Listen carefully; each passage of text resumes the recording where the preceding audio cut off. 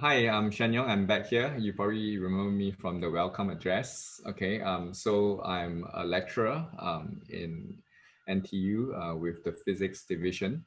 So I teach students in engineering, students doing a physics major, and I also look after students doing project works. Okay, so we have an interesting making and tinkering course, and I'm looking after that. Okay, so I'll be one of the hosts for this session. So let me introduce Frederick, who's also co-hosting this session. So Frederick, maybe tell us a little bit about your area of research and teaching, and when do you come to Singapore, where from?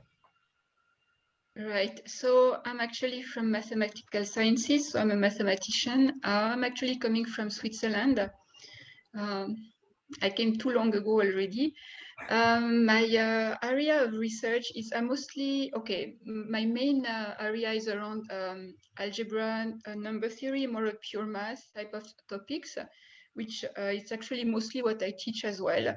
Though I do have quite a lot of I have quite a lot of interest in application of mathematics to different areas. So some of the application of algebras I'm looking at are into coding theory, cryptography, but I also look at other type, like broadly other type of application. Okay, I should find out from you one of these days. Yeah, I'm also Yeah, interested you should. in cryptography. Yeah. Okay.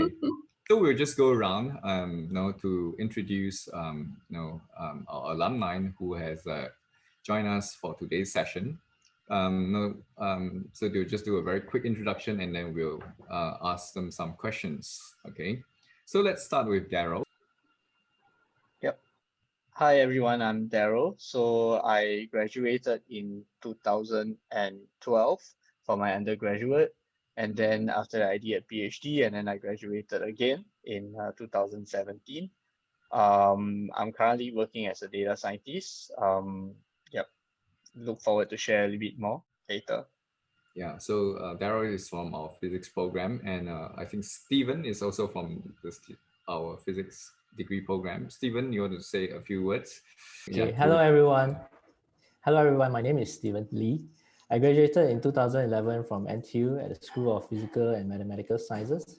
I majored in physics and minor in mathematics. I'm currently the co-founder and the CTO of my own company, JobCrack, a big data and AI-driven company that helps to transform the workforce of enterprises and multinational companies.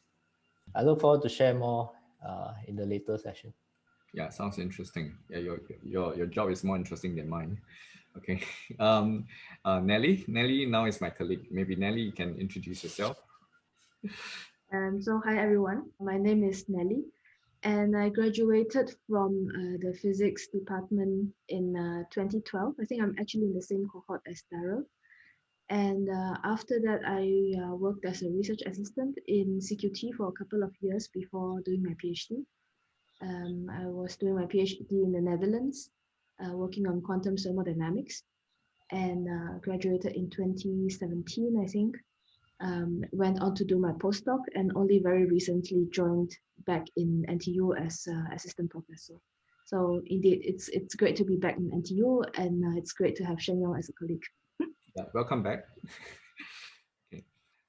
So we have Aaron and Chin Kok from Maths. So we'll start with Aaron. Aaron is muted. Okay.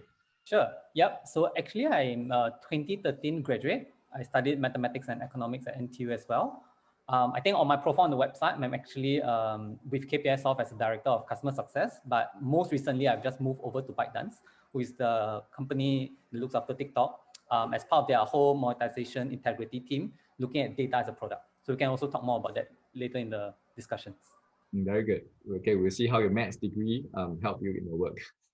Okay, Chin Kok. Hey, hi, my name is Cheng Kok. I'm the founder of Wealth Dojo, and I'm also a $1 Million Roundtable financial consultant with AIA. So my vision is to build the biggest community of financially free families all over the world. So I realized that majority of families all around the world are overwhelmed by families and work obligations. So even though they are hardworking and educated, they are stuck financially. So my main role in my life is to really elevate them to break this trap using my strategy, this 6-level wealth karate strategy, which probably we can talk about it later as well. Yeah, I'll buy you lunch one day and you tell me small. Okay, so let's get started. Okay, so all of you did majors in maths or physics. I'd just like to know, how do some of your skills or the content that you've picked up from your degree program or the attitudes that you acquired, maybe interacting with your professors, how does it shape you? How does it help you in your work? And if it would be good if you could give us some explicit examples. Okay, maybe we will start with Daryl. Yeah. Yep. Thank you, Dr. Ho. As I've introduced before, I'm a data scientist, and it's branded as one of the sexiest job in the 21st century by Harvard Business Review. But I can assure you, it's nothing that sexy actually. A lot of the stuff that I do at my daily work also involves what I've learned in school, and I'm thankful that I've picked up these skills in school. Right. So I think one of the most critical skills that I've learned, especially as a physics student, right, was this ability to conceptualize a problem into like a mathematical framework, and then being able to build models around it to sort of like understand the system and try to solve it, right? And in business sense, these problems, so in the physics world, this may be physics problems, but in business world, this turns into business problems, right? So the strongest skill is really to be able to mathematize this, which the physics background has fortunately given to me. And then, of course, to apply the tools that I've used and the inspiration from nature, right, which is what physics seeks to explain, to kind of like model real world situations. So I'm very thankful that NTU, like my education in NTU, actually gave me this opportunity to learn such stuff that can be applied to what I do to put the bread on the table every day. For now, yeah. So okay, I'm going to hang on with Daryl. So you're a data scientist. But they are also computer science students, right? So how's a physicist different from a computer science student? In being a data scientist. Yep. I think that's a good question. If you work in a tech firm, right, most of the time there's a lot of diversity. So tech firms do hire computer science graduate as well as science graduates. So when you come together and you mingle, then there's a lot of things you learn from one another. So I would say one of the things that a physics student would be very strong with would be the ability to transform mathematics into engineering or problem solving. So it's that whole concept of what I just shared before about mathematizing, right? And you're very familiar with formulas, and the intuition behind formulas as to how they can construct models, right, would be or understanding models universally, right? It's a skill that I think the physics student and the science student would bring to the table as compared to sort of like an engineering student, right? Who will bring other sort of skills onto the table, definitely. Yeah. Okay. So I also would add in that usually I'll force my students to learn things from first principles. So probably that worked out for you when you go to work. You probably need to understand a lot of things from first principles, and that's probably one of the strengths of a science degree program. So now I'm going to go over to Aaron from a mathematician's perspective. So how do some of these skills and content and attitudes that you picked up help you in your current job? So I'll actually add on to what Daryl just mentioned earlier. I think one of my first few jobs once I graduated from NTU was being a management consultant with McKinsey. And over there, there was really a lot of advice that we provide to our clients in terms of how they actually approach a market sizing problem, how to actually run through their investment life cycles and stuff like that. And none of these things are done, through fluff or whatnot. It really takes on a very fact-based approach. And a lot of the grounding that we have done in mathematics, especially through the education that NTU provided, right, allow us to kind of build a whole ton of forecasting models in a very structured manner. I think that's one of those key differences because I think a lot of my colleagues then were, people coming in from business, and the kind of insights that they bring in is very different from the very structured approach that a mathematician will bring to the table. Yeah, so I would say that that's one of the key differences and skill sets that is, kind of differentiating for me when it comes to my work. Okay. That's interesting. So does anyone have something else to add? Yes, Prof. Ho, I have something to add. Yes. So, for instance, in my undergrad years, I have learned to develop many computer simulations that allows me to bridge the fundamental relationship between mathematical techniques and programming logics. So some of these simulations are actually like computer games, but instead of a multiplayer, it is a zero-player game where I get to control the parameters to shape the outcome, which I'm still using it at work today. So I guess besides that, my physics education also sort of trained me to see things differently, or rather in a systematic approach. For example, given a complex project at work, I'm able to break down the problems into a manageable size and then solve them in an organized manner using some hypothesized methods. This really stands me out from the rest of the colleagues, which is very useful. Okay, so you have all told us a little bit about what you are doing currently. So I'm wondering whether you are still in touch with some of your NTU friends, and whether you could share if you know what kind of other jobs maybe they have been working on. Yeah, so it reminds me of something that happened a couple of years back. I was attending a conference in the States, and it was a very large conference on physics.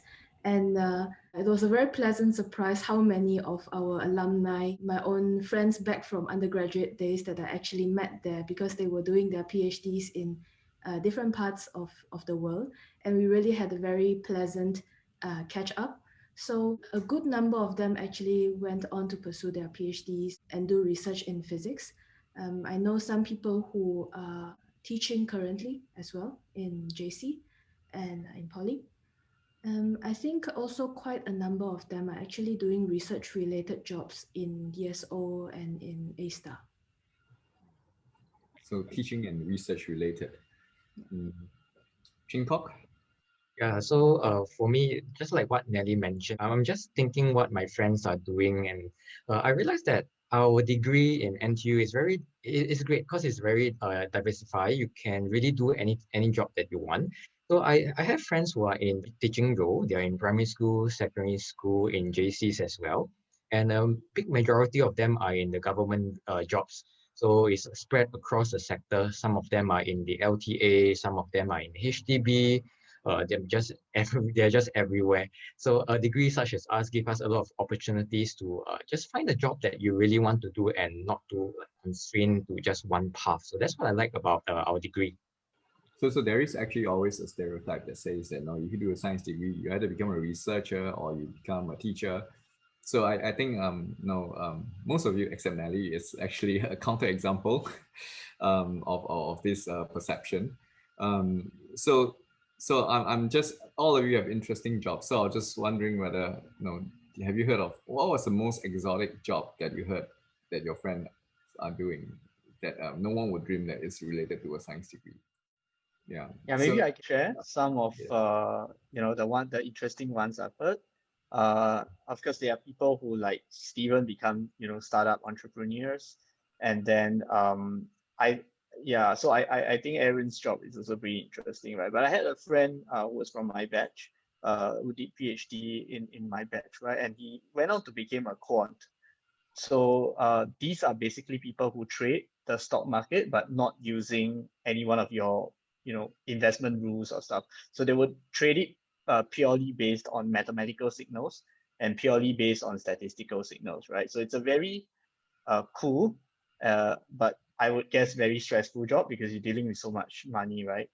And I've heard people even going to become doing their own startup in cosmetics. There was this classmate of mine. She went back to her home country to start a line of cosmetics. So I guess it's very dynamic, the skills that you learn. You are able to apply it into like the very techish, geekish work, which is the typical stereotype, as well as also very interesting work like entrepreneur. Steven can attest to that. So maybe Steven can tell us more about your startup. Sure, Prof. Well, As I mentioned, my startup is a very small company. As of we started in 2014. We have a very major issues to settle, but I'm the one who in charge in solving the technical problem most of the time. Well, at some point the problem hit us where the HR space is a very unstructured sort of data space where all the interviews and all the hiring process is very much unstructured. Therefore, we went out to scout for data to sort of give more insights to this industry. And most of the time we hit a wall because the data out there is very unstructured. And essentially we found a good data source that actually transformed our company. At that point, I guess we have to use all the knowledge that we know about data science to actually solve this problem and eventually build a product and deploy it, and then subsequently monetize it. It's a very long process, but then if you have the persistency to continue pushing through all the boundaries and all the bottlenecks, I think most of us can do it. So is it okay? So this time I'm going to check with you whether it's okay to share what you mean by data, because we are talking to students who are in JC and Poly. So what I'll, if it's not too sensitive, you can share what's the data and what is the value addedness that your company brings to the data. When I talk about data, it's mostly we call it the labor market data. These are either job profiles data, which is like your typical resume or CV, and also the job description that is posted by the employers. So these are the two very similar data, but it comes from different parties, and matching them is a not so easy task. So to actually match them and then find the relevancy and try to also imitate the human nature in it is a lot of science involved. Data science is one, but then there's also human factors that you need to factor in, like how a HR manager will actually see a person from their CVs, and also understanding the underlying job description that the company wants to hire. So those are the challenges. Yeah, I heard that this in the news because I think very recently there was a mention that there were like 120,000 vacancies, but there are still people who can't find jobs. So your company will be able to solve this problem. Yeah, I mean, we are trying to help out in different angle because this is not a very straightforward problem that one company can solve it all. It has to couple with government policies, future planning of the workforce, and also incorporate some of the economics elements in it. So yeah, we're working with government agencies to work it out to help create the skills taxonomy of the Singapore's as a national projects, and then hopefully this will benefit the subsequent generations to come. That's good. Okay, so maybe one way of concluding this sharing could be maybe now that you look back at at how things were, like you can look at the whole experience from deciding which degree to take, actually taking the degree, and now you can see quite some years later what you end up doing as a job. So maybe each of you could share how it all started, like what made you decide to go for a particular science degree, and with the perspective that you have now, you could maybe give some advice to students who are now in the situation to make a decision for their studies. I don't know, we can start, I don't know, maybe Aaron. Yep, sure. So I guess my advice to students or prospective students would be, you don't actually need to know what you want. You just need to figure out what you don't want. And choosing a course like mathematics, right? Like I think when I was like evaluating my choices among all 3 universities and stuff like that, the core reason why I chose mathematics was that it opens up a lot of options upon graduation. I think if you look at like my experiences, it definitely shows the full spectrum of flexibility and adaptability, including the acceptability of a mathematical degree. And especially so that is gathering a lot more growing interest in the whole data science, AI aspects, especially in the industry. So my key advice is, I think, don't overthink what you need to do or what you want to choose.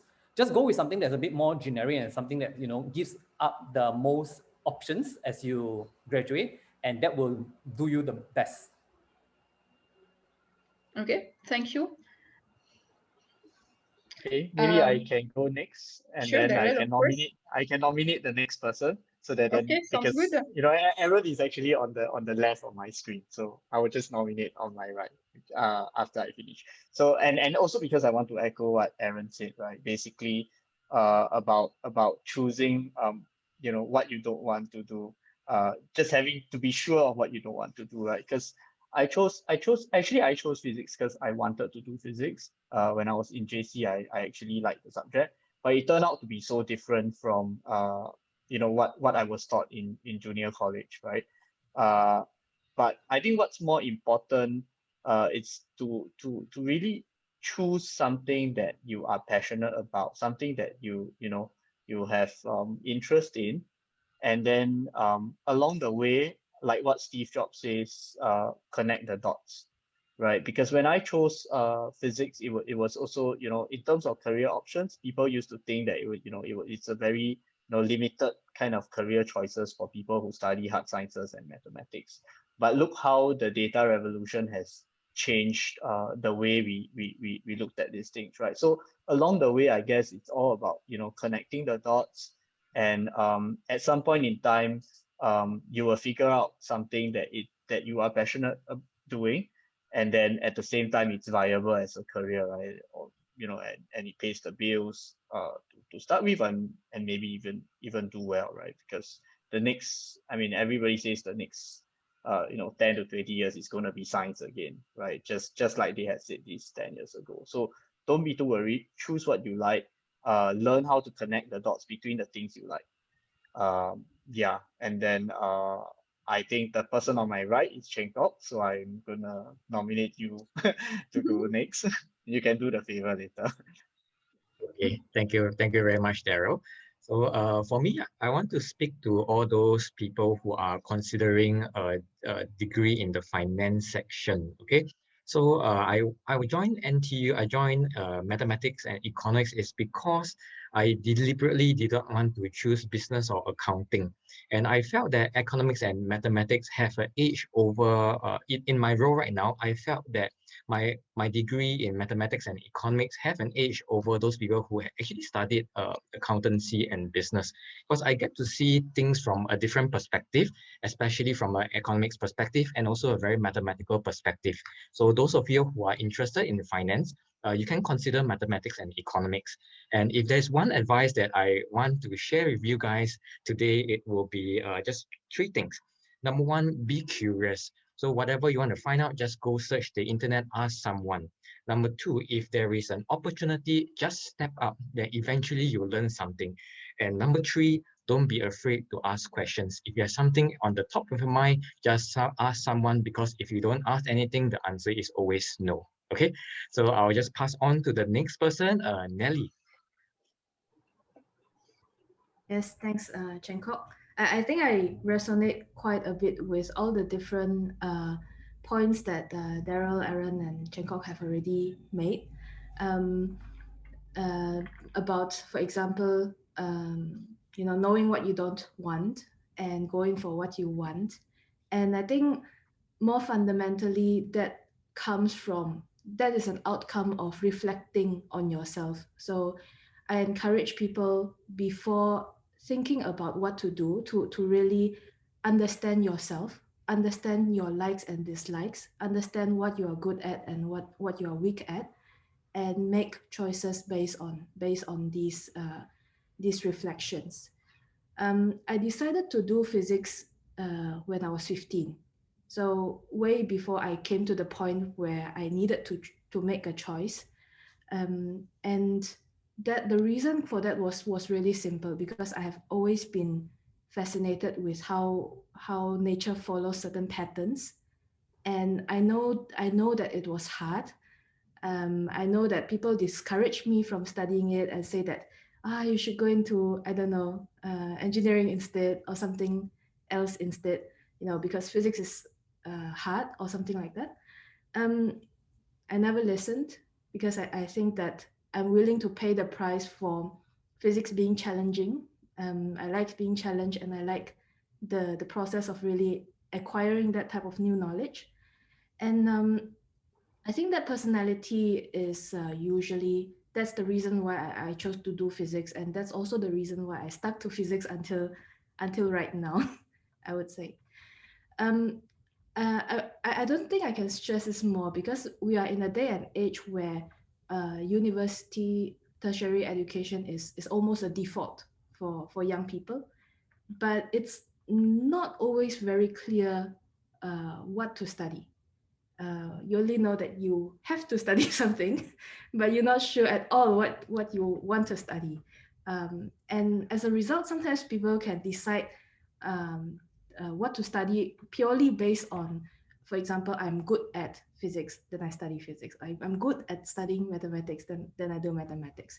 But also, as previous people have echoed as well, university, what you experience in studying these subjects in university can be very different from the secondary school level.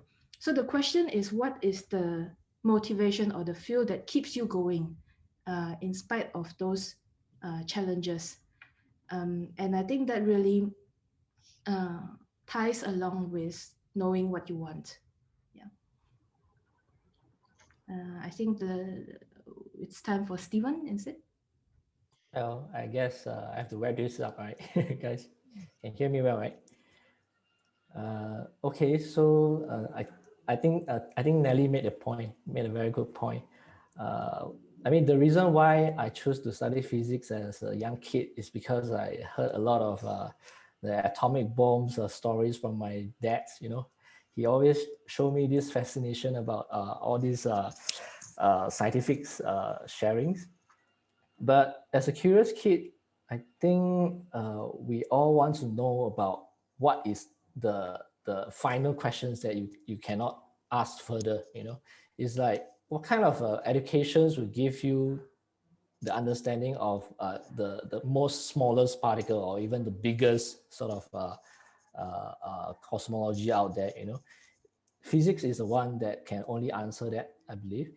And adding to that is that if you want to know the fundamentals of how do you interpret the physical meanings, I guess you can't run away from mathematics, in a way that mathematics is the mother of all sciences, right? You have to quantify something using mathematics.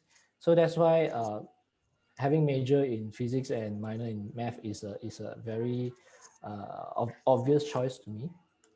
But just a piece of advice to all the prospective students. I think education choice are the hinges of your destiny, right?